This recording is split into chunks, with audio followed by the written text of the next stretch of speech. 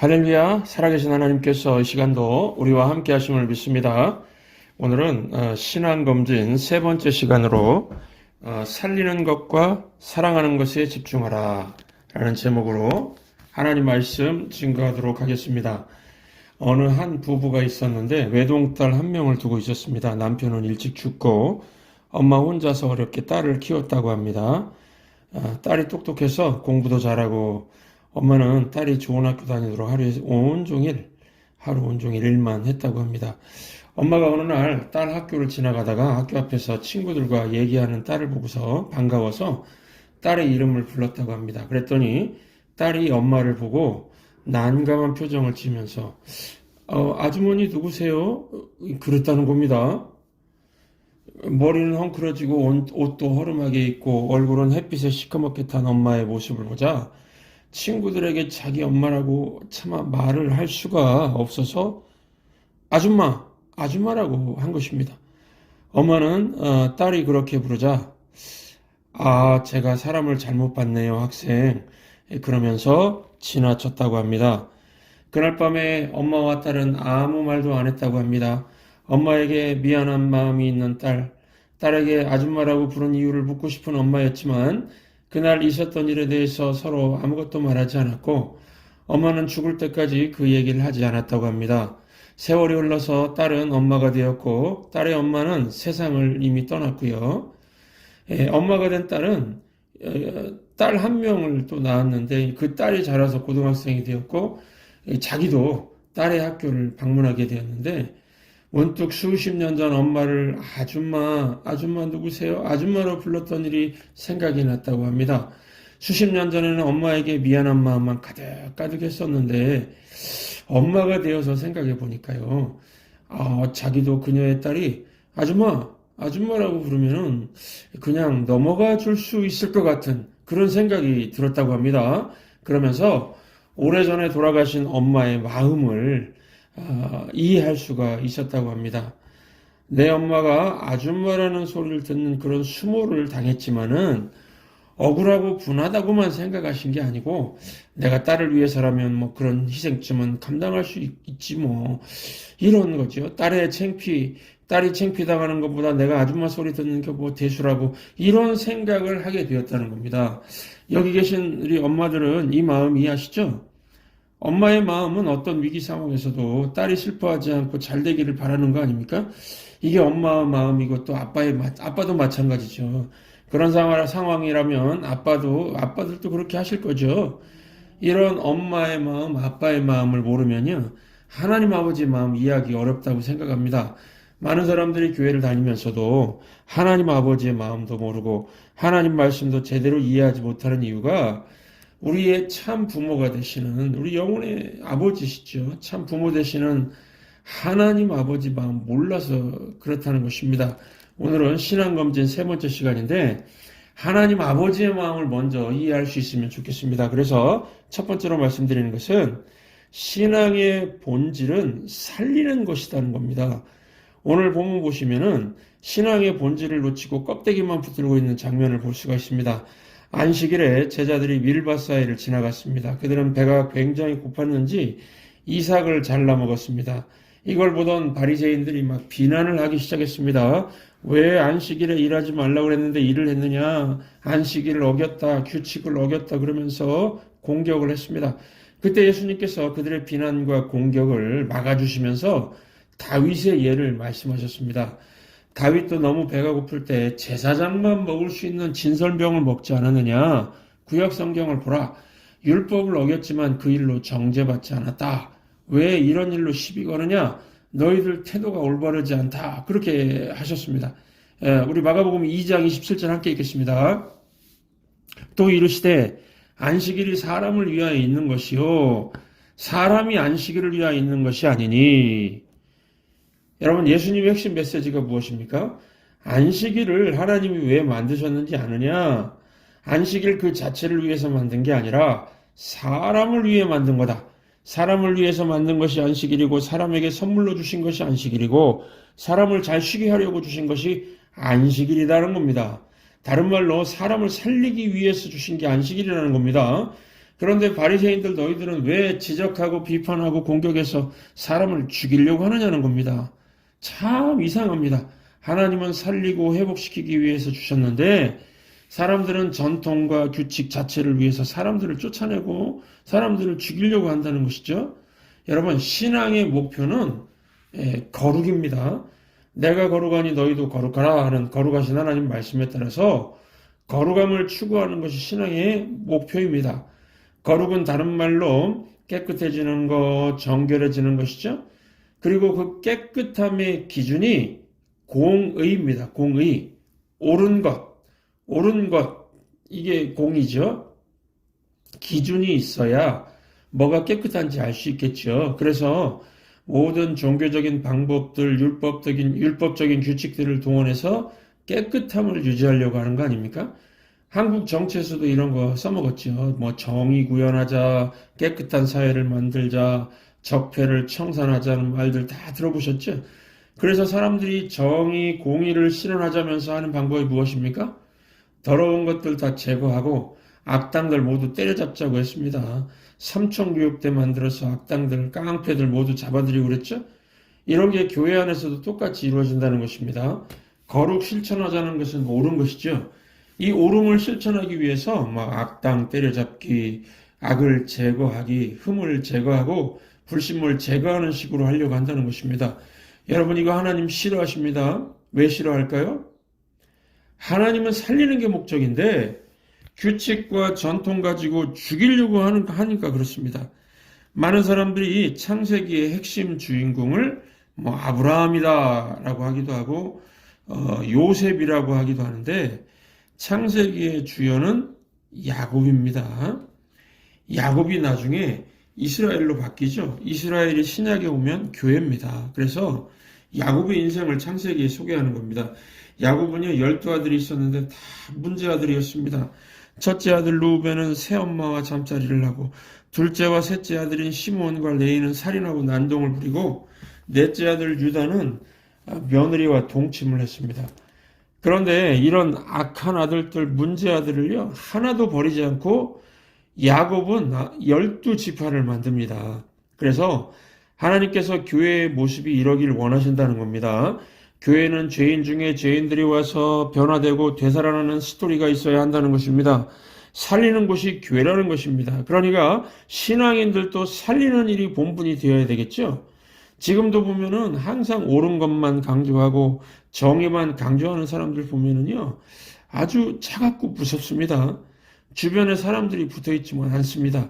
주변에 죄인들이 오질 않습니다. 못합니다. 오질 못하는 것이죠. 죄인들이 그런 사람 옆에 가면은 숨을 쉴 수가 없기 때문입니다. 그래서 결국에 정의, 거룩 외치는 사람인데 마귀가 좋아하는 일만 하는 겁니다. 여러분, 그래서 무슨 말을 하고요. 시작은 좋은 의도를 가지고 했더라도 끝이 죽음이면은 그거는 마귀에게 속한 접근법인 것입니다. 지금 한국 교회나 미국 교회 한번 보십시오. 왜 청소년들과 젊은이들이 교회를 떠나서 돌아오지 않습니까? 거의 대부분 1세대가 옳음의 기준 가지고 지적해서 쫓아낸 겁니다. 너는 머리가 왜 그 모양이냐? 왜 모자 쓰고 예배 드리느냐? 왜 담배를 피느냐? 왜 예배 드리러 오는 사람의 옷차림이 왜 그 모양이냐? 찬양이 요란하다. 거룩한 예배에 드럼을 쳐대니 엄숙하지 못하고 시끄럽다.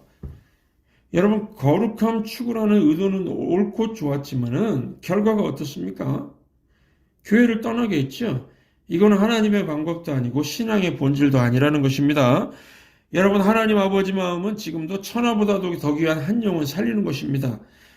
우리 교회는, 우리 천성교회는 이 죄인들의 도피성이 되고 있습니까? 살리고 회복시키는 스토리가 있습니까? 루벤, 시몬, 레위, 유다 같은 죄인들이 변화되어서 하나님 나라 일꾼으로 쓰임받는 스토리가 있습니까? 이게 중요하다는 것입니다. 살리는 거, 회복하는 거, 이게 신앙의 본질입니다. 두 번째, 신앙의 본질은 권력이 아니라 사랑이라는 겁니다. 본문 보시면은 바리새인들이 나오죠. 바리새인들은 성경에도 없는 안식일에 관한 법률을 39개 조항을 만들었습니다. 그 중에 하나가 안식일은 노동 행위를 금지하는 날이므로 이삭을 자르는 행위를 금지한다. 이런 게 들어가 있습니다. 그리고 이런 것들을 막 철저히 지켰습니다. 그런 규칙들을 철저히 지키는 것을 힘으로 사용했습니다. 나는 지키는데 너는 못 지킨다는 논리로 막 몰아붙였습니다. 그러니까 종교적인 권력자들인 셈이죠. 여러분, 사랑의 반대말이 무엇일까요? 미움 같지요? 그런데 사랑의 반대말은 권력, 힘이라고 할 수가 있습니다. 예를 들면 어떤 남자가 어떤 여자를 사랑합니다. 사랑하는 사람끼리 싸우면 누가 이길까요? 덜 사랑하는 사람이 이깁니다. 누가 질까요? 더 많이 사랑하는 사람이 지게 되어 있습니다. 그래서 부모와 자식이 다툼이 일어나면 누가 질까요? 부모가 100% 지게 되어 있습니다. 이기는 부모는 없습니다. 왜 그렇습니까? 부모가 자식을 더 많이 사랑하기 때문입니다. 영화를 보면요, 남자 주인공은 막 슈퍼 히어로이고 무적입니다. 무적자.